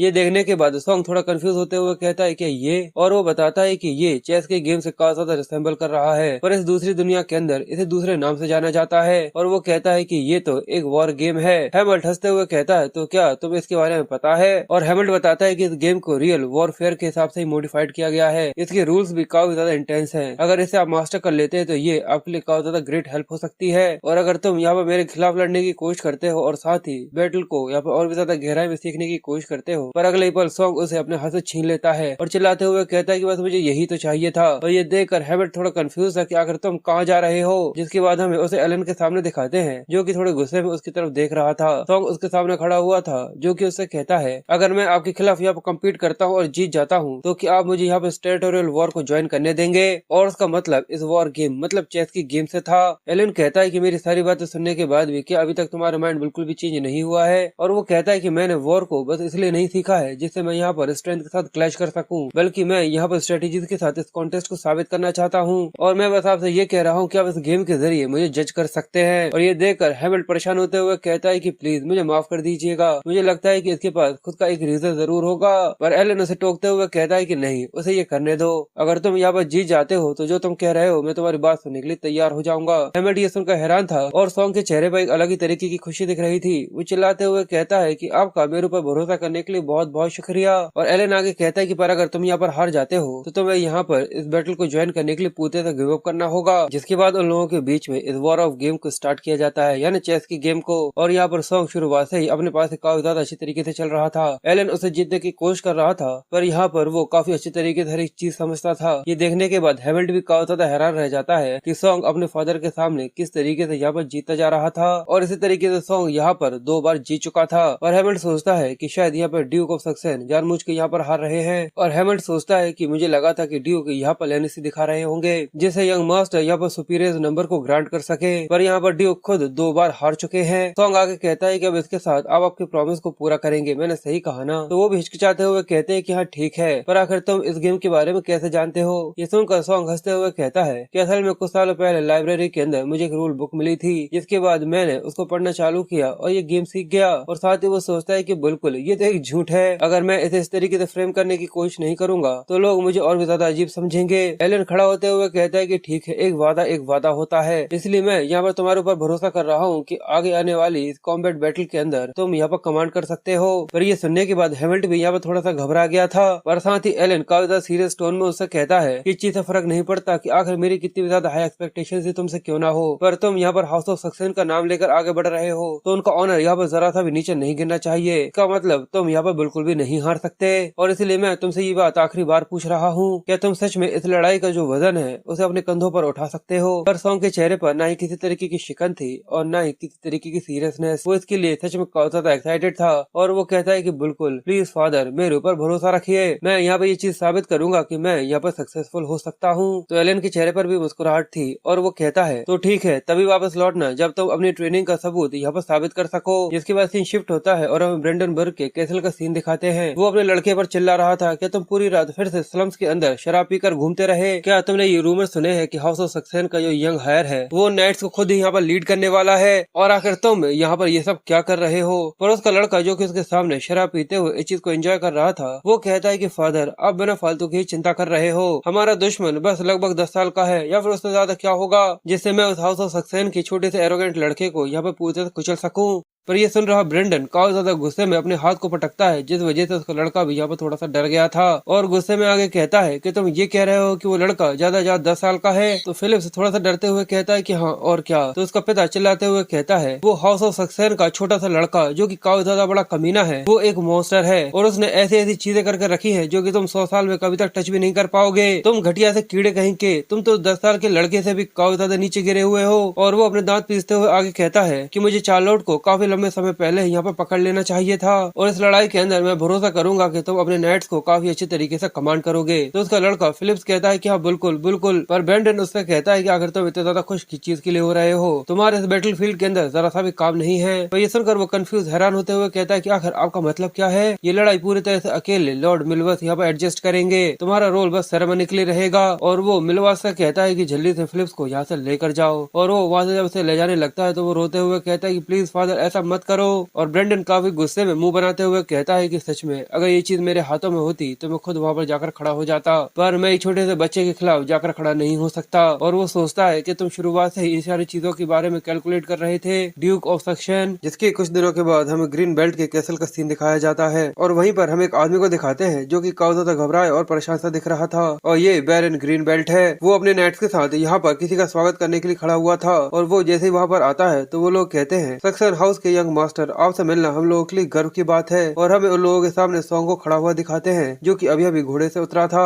और वो कहता है कि सच में इस लंबी सी जर्नी की वजह से आप लोग काफी ज्यादा थक गए होंगे। पर ग्रीन बेल्ट के नाइट्स ये देखकर सच में हैरान थे। वो कहते हैं कि सच में ये तो एक बच्चा है, मैं तो ये सोच रहा हूँ कि अगर सच में इसको तलवार पकड़ना आता भी होगा या फिर नहीं। दूसरा कहता है कि लोग कहते हैं कि ये एक प्रोटेजी है तो तुम्हें इसकी ज्यादा चिंता करने की जरूरत नहीं है। और इसी तरीके से वो लोग आपस में बातें कर रहे थे और ग्रीन बेल्ट बहुत बुरी तरीके से घबराया हुआ था, और वो कहता है कि यंग मास्टर का यहाँ पर होना सच में इसकी वजह से मुझे थोड़ा सा अच्छा लग रहा है। इसके लिए सॉन्ग उसका शुक्रिया करता है और वो काफी ज्यादा परेशान सोचता है कि सच में उन लोगों ने यहाँ पे एक 10 साल के बच्चे को भेज दिया, और इसके अलावा ब्लैक कैवलरी भी यहाँ पर उसके साथ आ चुकी है। पर फिर भी क्या ये उनको कमांड करने के लिए कुछ जरूरत से ज्यादा ही छोटा नहीं है। पर फिर भी वो अपने पॉचर को बिल्कुल भी ना तोड़ते हुए कहता है सबसे पहले एक बैंक्वेट है जो कि आपके लिए तैयार की गई है, तो चलिए कैसल के अंदर चलते हैं। पर सॉन्ग उससे कहता है कि नहीं, चलिए थोड़ी देर तक यहाँ पर स्पा करते हैं। जैसे ग्रीन बेल्ट ये सुनता है तो बहुत ज्यादा हैरान और घबरा गया था, उसके चेहरे का रंग पूरे से उड़ गया था। वो कहता है कि आखिर आपका मतलब क्या है? सॉन्ग अपने पास से तलवार निकाल कर उसकी गर्दन के ऊपर रख देता है और कहता है मैं यहाँ पर सबसे पहले तुम्हारे सोल्जर्स की कंडीशन को चेक करना चाहता हूँ, इसलिए अब मुझे बताओ कि तुम्हारे कमांड में जितने भी सोल्जर्स हैं आखिर उन सभी में सबसे ज्यादा ताकतवर कौन है? उसकी ये बात सुनने के बाद वहाँ पर खड़ा हुआ एक नाइट जिसके लाल बाल थे वो आगे बढ़ते हुए कहता है कि यंग मास्टर वो मैं हूँ। यंग मास्टर यहाँ पर ऐसा किसी ने भी जन्म नहीं लिया जो कि यहाँ पर मुझे हरा सके। और ये लाल बाल वाला नाइट जिसके चेहरे पर स्कार बना हुआ था वो सोचता है कि ये छोटा सा बच्चा ये बस अपनी फैमिली की वजह से इस पोजीशन पर आ पाया है। और देखो तो आखिर इसकी इस तरीके से तलवार घुमाने की हिम्मत कैसे हो रही है। मुझे लगता है कि मुझे इसको पीट कर इसके सेंसेस में इसको लेकर आना होगा। पर उसके लुक से देखकर सॉन्ग को काफी ज्यादा गुस्सा आ रहा था और इसलिए वो बैरन के ऊपर से अपनी तलवार हटा लेता है और कहता है, ऐसा लगता है कि तुम सभी को मेरी एबिलिटीज के ऊपर काफी ज्यादा डाउट है, क्योंकि काफी ज्यादा बड़ी लड़ाई है जिसको मेरे कंधों पर छोड़ दिया गया है, वो भी एक छोटे से 10 साल के बच्चे के ऊपर जिससे कोई भी कंसल्टेशन नहीं करी है। मैंने सही कहा ना। और ये कहकर वो अपनी तलवार को जमीन के अंदर धसा देता है और आगे कहता है कि मुझे भी तुम्हारे सोल्जर्स की एबिलिटीज के ऊपर काफी ज्यादा डाउट है और इस डाउट को हटाने के लिए तलवारों को टकराने से अच्छा तरीका और क्या हो सकता है। पर जैसा कि तुम ये देख सकते हो, तुम यहाँ पर अपने आप को सबसे ज्यादा स्ट्रॉन्गेस्ट नाइट कह रहे हो जो कि शराब के नशे में पूरे से धुत है। और ये देखकर तो मुझे भी इस चीज के ऊपर जरा सा भी डाउट नहीं है कि तुम अपने आप को जरा सा भी यहाँ पर साबित नहीं कर पाओगे। और मैं ये जानना चाहूंगा, क्या तुम मुझे बताओगे कि शराब पीने के बाद तुम्हें यहाँ पर कुछ हिम्मत सी मिलती है। और ये सुनने के बाद उस लाल बाल वाले सोल्जर को बहुत ज्यादा गुस्सा आने लगा था। वो अपने दांतों को पीसते हुए कहता है कि ठीक है, मैं यहाँ पर समझ गया। और वो अपनी तलवार को निकाल कर सॉन्ग के गले पर रख देता है और अपने बारे में बताते हुए कहता है कि मेरा नाम हर बुर्क है और मैं यहाँ पर बैरन की तलवार को साबित करूंगा नाइट्स की ऑनर के लिए। और ये सुन रहा सॉन्ग बस वहाँ पर मुस्कुरा रहा था, जिसके अगली सीन में एक ग्राउंड के अंदर कई सारे सोल्जर्स उन दोनों को घेर कर खड़े हुए थे, जहाँ पर वो दोनों एक दूसरे का आमना सामना करने वाले हैं। सॉन्ग कहता है कि तुमने मेरी तलवारबाजी के बारे में तो सुना ही होगा। मैंने सही कहा ना। हर बाकी ये सुनने के बाद हंसना चालू कर देता है और कहता है कि मुझे आपके सूट स्टाइल के बारे में काफी अच्छी तरीके से पता है यंग मास्टर। तो ये देखकर सॉन्ग मुंह बनाते हुए कहता है, क्या ये लोग इस तरीके का कॉन्फिडेंस कहाँ से लेकर आते हैं कि इसके पास कुछ ऐसा है जिसके ऊपर ये सच में इतना ज्यादा भरोसा कर सकता है। हर बार उससे कहता है कि ठीक है, मैं आ रहा हूँ। और ये कहकर वो अपनी तलवार के साथ तेजी से आकर सॉन्ग के ऊपर हमला कर देता है। पर ये देखने के बाद वो भी काफी ज्यादा हैरान और शौक सा रह गया था, क्योंकि सॉन्ग बड़े ही आराम से अपने हाथ का इस्तेमाल करते हुए ब्लैक मैजिक को यूज करता है और उसकी तलवार को हाथ से ही रोक लेता है। जिसके बाद वो अपनी ब्लैक मैजिक का इस्तेमाल करते हुए उसके ऊपर कई सारे ब्लेड से अटैक करता है, जिससे बड़ी मुश्किल से हार्बर्ग यहाँ पर उन्हें ब्लॉक कर पाया था। और सॉन्ग इस चीज को महसूस करते हुए देखता है कि उसकी जो तलवार है उसके ऊपर जरा सा भी और इन्फ्यूज नहीं है। केवल कुछ ही लोग जो कि हाई रैंकिंग के नाइट्स होते हैं वही और ब्लेड को इस्तेमाल कर पाते हैं। पर मुझे यहाँ पर सही तरीके से रिस्पॉन्स लेना होगा,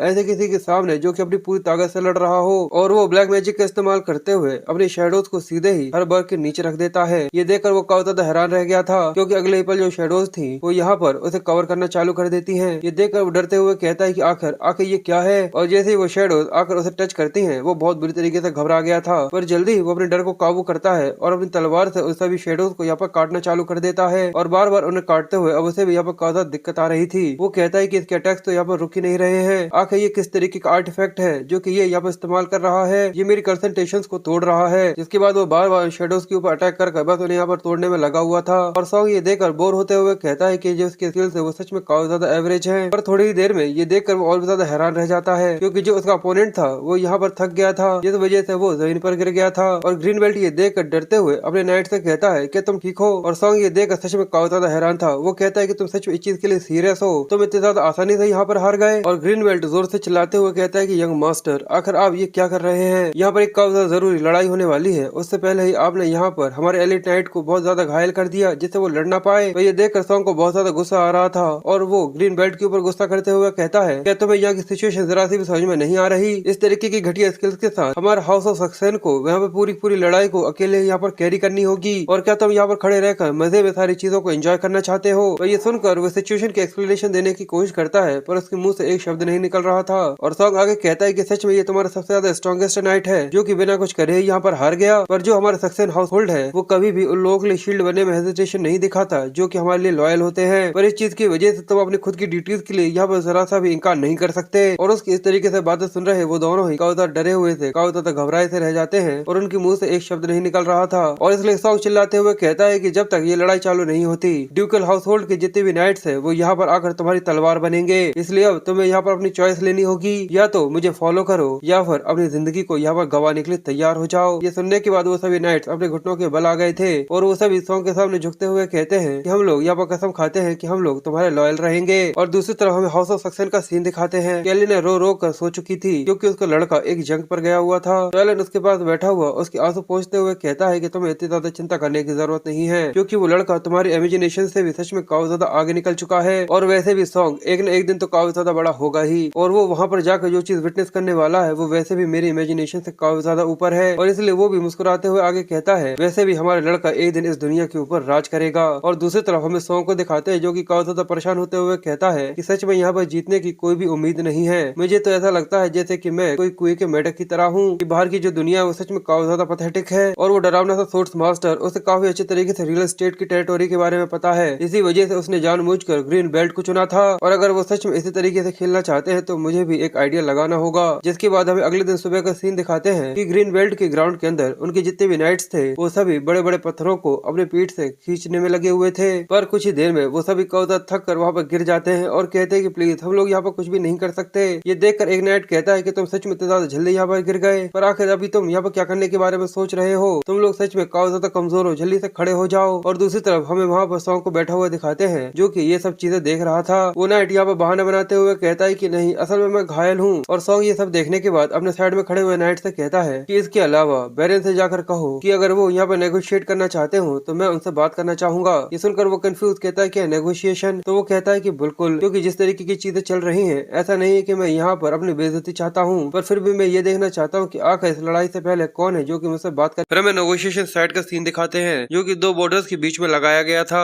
और वहाँ पर कुछ गार्ड्स के साथ बस एक टेबल लगी हुई थी और बस दो चेयर रखी हुई थी। और सॉन्ग बताता है कि इस चीज को एक हफ्ते से ज्यादा हो चुका है। ब्रेंडन के जितने भी नाइट्स है वो लोग यहाँ पे काफी ज्यादा लंबा रास्ता पार कर इस कॉन्टिनेंट के अंदर आए हैं और उनकी जो सप्लाई की कंडीशंस है वो भी सच में काफी ज्यादा पुअर है। और इस चीज को ध्यान में रखते हुए वो अपने खाने को भी काफी ज्यादा ध्यान से खाते हैं। पर इसके अलावा जो नाइट की अपोजिंग फोर्स है बैरन पार्कर की, उसे भी बिल्कुल अंडरएस्टिमेट नहीं किया जा सकता।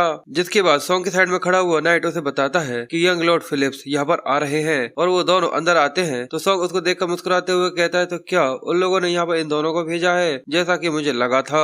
एक यहाँ पर जो कि कमांडर बनकर आया है यंग लॉर्ड फिलिप्स, जिसने अपने को कुछ जरूरत से ज्यादा टाइटली रैप करा हुआ है और इसके पीछे जो आदमी खड़ा है वो सर मिलवास है, असल में जो इस बैटल को यहाँ पर कमांड करने वाला है। सॉन्ग यहाँ पर फिलिप्स को ग्रीट करता है और वो उसके सामने बैठते हुए कहता है यहाँ पर आने के तुरंत बाद ही तुम यहाँ पर नेगोशिएशन करना चाहते हो? क्या हुआ? क्या तुम यहाँ पर डर गए? क्या तुमने अपने पैंट इस लड़ाई के शुरू होने से पहले यहाँ पर गीला कर लिया छोटे से बच्चे? पर ये सुनकर वो उससे कुछ भी नहीं कहता, पर वो उससे कहता है अगर ऐसा है तो तुम यहाँ पर नेगोशिएशन करने के लिए एग्री क्यों कर गए? ये सुनकर वो यहाँ पर कुछ कहता उससे ही पहले सॉन्ग उसे टोकते हुए कहता है मैं तुमसे नहीं पूछ रहा, मैं उस पपेट से नहीं कह रहा जिसे इस जंग के लिए यहाँ पर सभी लोगों के सामने लाकर खड़ा कर दिया है। मैं यहाँ पर रियल कमांडर से पूछ रहा हूँ जो कि तुम्हारे पीछे खड़ा है, सर मिलवास, जो कि सोर्ड ऑफ प्योरिटी है। ये सुनकर वो भी गुस्से में था और यहाँ तक फिलिप्स का शॉक हो गया था। वो कहता है कि आखिर तुम ये क्या कह रहे हो? पर सॉन्ग उसकी तरफ देखकर उसका मजाक उड़ाते हुए कहता है क्यों, अगर ऐसा नहीं हुआ तो यहाँ पर ऐसा कोई और तरीका नहीं है जिससे तुम उस होली सोर्ड को यहाँ पर अपने पास रख सको? बस एक कमांडर के साथ यहाँ पर तुम इस जंग को लड़ने के लिए आ गए हो?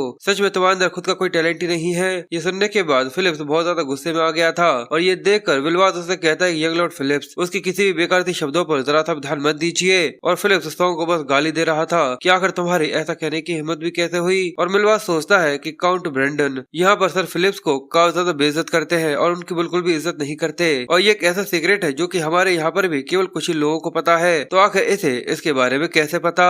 और सॉन्ग आगे कहता है तो बताओ अपने रिस्पेक्टेड फादर के एक छोटी सी टुकड़ी को कमांड कर तुम्हें कैसा लग रहा है? मिलवास चिल्लाते हुए कहता है कि ये नेगोशिएशन तुरंत यहाँ पर कैंसिल किया जाता है। सर फिलिप्स जल्दी से यहाँ पर चलिए, यहाँ पर और बैठे रहने का कोई भी मतलब नहीं है, चलिए हम लोगों को यहाँ से चलना होगा। ये सुनकर वो काफी ज्यादा गुस्से में वहाँ से कहता है कि ठीक है, पर तभी वो उससे कहता है कि सच में तुम्हारे पास कोई परमिशन नहीं है कि तुम खुद से यहाँ पर कुछ कह सको? यदि फिलिप्स ये सुनता है तो वो और ज्यादा कंफ्यूज रह गया था और वो आगे कहता है तुम्हारे इस झुके हुए चेहरे को वो भी अपने एक सबॉर्डिनेट के ऑर्डर के सामने देखकर ऐसा लगता है कि तुम तो उसके कोई गुलाम हो। और क्या इसी तरीके से वो लोग काउंट के एल्डर सन को अप्रिशिएट करते हैं? पर मुझे तो देखकर ऐसा लगता है जैसे कि किसी कुत्ते ने अपने मास्टर के गले में पट्टा बांध कर रखा हो। और उसकी ये बात सच में फिलिप्स को किसी खंजर की तरह चुभ रही थी, जिस वजह से उसे काफी ज्यादा गुस्सा आ रहा था। पर मिलवास उसे समझाने की कोशिश कर रहा था कि लॉर्ड फिलिप्स आप उसकी बेकार थी किसी भी बातों पर मत आइएगा, पर अगले ही पल वो उसके ऊपर चिल्लाते हुए कहता है कि अपनी बकवास करना बंद करो। और फिर अब वो दोनों एक दूसरे से लड़ना चालू कर चुके थे और ये देख रहा सॉन्ग मुस्कुराते हुए कहता है कि अगर इसी तरीके से चलता रहा तो ये देखकर मैं ये नहीं कह सकता कि जो लॉर्ड फिलिप्स है वो होली सोर्ट्समैन का पपेट है या सर मिलवास की डॉल है। और ये काफी ज्यादा सोचा समझा मूव था जैसे शुरुआत से ही कमांडिंग सिस्टम को पूरे से डिसरप्ट किया जा सके। ये वैसे भी यहाँ पर नेगोशिएट करने के लिए आया ही नहीं था। जिसके बाद सॉन्ग अपने नाइट से थोड़ा सा पीछे हटने का कहता है तो वो कहता है कि ठीक है मैं आपके ऑर्डर को फॉलो करूंगा और वो टेंट से बाहर चला गया था। ये देखने के बाद वो लोगों से कहता है तो क्या अब हम लोग यहाँ पर अकेले बात कर सकते हैं? मेरा मतलब हम दोनों से था, यानी वो सुप्रीम कमांडर्स जो कि इस बैटल की रिस्पॉन्सिबिलिटी लेने के लिए आए हो। ये सुनकर फिलिप्स अपनी ईगो के अंदर आ गया था। यहाँ पर वो कहता है कि ठीक है। मिलवास उसे रोकने की कोशिश करता है पर वो चिल्लाते हुए कहता है कि सर मिलवास जल्दी से यहाँ से बाहर चले जाओ और क्या अब तुम अपने सुप्रीम कमांडर की यहाँ पर बात तक नहीं सुनोगे? ये सुनकर वो घबरा रहा था। वो लॉर्ड फिलिप्स को यहाँ पर समझाने की कोशिश करते हुए सोचता है कि अगर मैं मैं ब्रैंडन के लड़के के साथ यहाँ पर जरा सी भी हरकत करता हूँ तो शायद मेरी जॉब यहाँ पर जा सकती है। इसी वजह से वो परेशान होते हुए कहता है कि ये काफी ज्यादा बुरा है, ये सच में काफी ज्यादा बड़ा कमीना हम लोगों के साथ खेल रहा है। और वो परेशान सा मुंह बनाते हुए वहां से जाते हुए कहता है कि ठीक है, मैं आपके ऑर्डर को फॉलो करूंगा। जिसके बाद सॉन्ग फिलिप्स का यहाँ पर शुक्रिया करता है और कहता है कि मैं इसलिए यहाँ पर हम दोनों के बीच में इस नेगोशिएशन के लिए मीटिंग करने के बारे में कह रहा था। फिलिप्स कहता है कि यहाँ पर इस नेगोशिएशन के अंदर ऐसी कोई टर्म है जिसके बारे में तुम मुझसे बात करना चाहते हो। वो कहता है कि हाँ, कि अगर तुम अपनी ट्रूप्स को इस बैटलफील्ड के अंदर से तुरंत ही विड्रॉ करवा लेते हो तो जो हाउस ऑफ सक्सेन है वो यहाँ पर जाने के लिए जितने सप्लाईज होंगे उन सभी को पूते प्रोवाइड करेगा। ये सुनकर वो गुस्से में कहता है कि क्या, और चिल्लाकर आगे बोलता है, क्या तुम सच में इस कंडीशन को नेगोशिएशन कह रहे हो? सॉन्ग मुस्कुराते हुए कहता है कि बिल्कुल, जो मैंने शुरुआत में आपकी बेइज्जती करी थी जिसकी वजह से आप ऑफेंड हो गए थे, प्लीज उसके लिए मुझे माफ कर दीजिए। पर प्लीज अपनी ट्रूप को यहाँ से विड्रॉ कर लीजिए और यहाँ से चले जाइए, क्योंकि अगर आप ऐसा नहीं करते तो जो आपकी यूनिट है वो पूरी तबाह हो जाएगी और 100 से भी ज्यादा जो आपके नाइट्स है वो यहाँ पर कैदी बनकर रह जाएंगे। और इसके अलावा जो होली सोर्ड की रेपुटेशन है जो कि थोड़ी बहुत ही बची हुई है वो पूरी तरह से मिट्टी के अंदर मिल जाएगी और साथ ही आपका नाम भी। और यही एक आखिरी चांस है जहाँ पर तुम अपना चेहरा इस बेइज्जती से बचा सकते हो। फिलिप्स ये सुनकर हंसते हुए कहता है कि सच में मिलवास पूरी तरह से सही कह रहा था, तुम बस शुरुआत से ही मुझे मार करने की कोशिश कर रहे हो। पर सॉन्ग एक इविल सी मुस्कुराहट हंसते हुए कहता है कि ये चीज पूरी तरह से अलग है, पर सच में ये तुम्हारा आखिरी चांस है। ये सुनकर फिलिप्स थोड़ा सा डर गया था। वो कहता है क्या, और सॉन्ग आगे कहता है, पर क्या तुम्हें डर नहीं लग रहा, क्योंकि वो इंसान जो कि यहाँ पर हार जाएगा एवेंचुअली उसे पूरी हार की यहाँ पर रिस्पॉन्सिबिलिटी उठानी होगी। और क्या तुम्हें नहीं लगता कि वो सर कमांडर मिलवस होंगे, या फिर उसके बजाय नाकारा, बेकार, घटिया और किसी काम का नहीं ब्रेंडन का सबसे बड़ा लड़का। फिलिप्स उसकी बात काफी ज्यादा गौर से सुन रहा था जिस वजह से उसे काफी ज्यादा गुस्सा आ रहा था। पर वो कहता है कि हे, मुझे यहाँ पर हंसाओ मत, तुम्हारे जैसा कोई छोटा सा बच्चा इतने लंबे समय तक इस तरीके से रिलैक्स नहीं रह सकता, और ये चीज मैं सभी लोगों के सामने जाकर पूरी तरह से प्रूव कर दूंगा। सॉन्ग कहता है कि मैं उम्मीद करूंगा कि ये कॉन्फिडेंस तुम काफी लंबे समय तक रखोगे। अब उस नेगोशिएशन के खत्म हो जाने के कुछ दिनों के बाद का सीन दिखाया जाता है। मिलवास के लोग सॉन्ग की टीम के ऊपर नजर रखे हुए थे। वो कहता है कि आखिर एनिमी यहाँ पर किस तरीके से मूव कर रहा है। वो बताता है कि हाउस ऑफ सक्सेन के नाइट्स यहाँ पर अपना कदम आगे बढ़ा रहे हैं। और मिलवास परेशान होते हुए कहता है कि हाउस ऑफ सक्सेन का वो छोटा सा लड़का, उसके चेहरे पर जो कंपोजर दिख रहा था वो चेहरा ऐसा नहीं है जैसे कि किसी बच्चे का हो, और क्योंकि बस वो एक 10 साल का बच्चा है इसका मतलब ये नहीं है कि वो एक ऐसा दुश्मन है जिसको यहाँ पर अंडर एस्टिमेट किया जा सकता है, बल्कि ये एक तरीके की अपॉर्चुनिटी है। भले ही वो यहाँ पर एक 10 साल का बच्चा ही क्यों ना हो जो कि हमारे सामने खड़ा है, पर फिर भी मैं उस छोटे से पौधे को यहाँ पर काट कर फेंक दूंगा। और ये कहकर वो अपनी तलवार को निकालते हुए अपने नाइट से कहता है, चलो उस बच्चे को दिखा देते हैं कि आखिर हम लोग यहाँ पर क्या कर सकते हैं। और दूसरी तरफ सॉन्ग के लोग उसे बताते हैं कि जो दुश्मन की मेन फोर्स है वो यहाँ पर नॉर्थ की तरफ बढ़ना चालू हो चुकी है। ये देखकर वो कहता है कि ठीक है, वैसे भी सारी चीजें पूरी हो चुकी हैं। और वो भी अपनी तलवार को उठाते हुए कहता है कि हाउस ऑफ सक्सेन की तलवारों, अब समय आ चुका है, तो चलो अपने दुश्मन को दिखा देते हैं आखिर उसकी औकात क्या है। और वो भी बस उसके साथ यहाँ पर पूरी ताकत लगाकर चेयर कर रहे थे।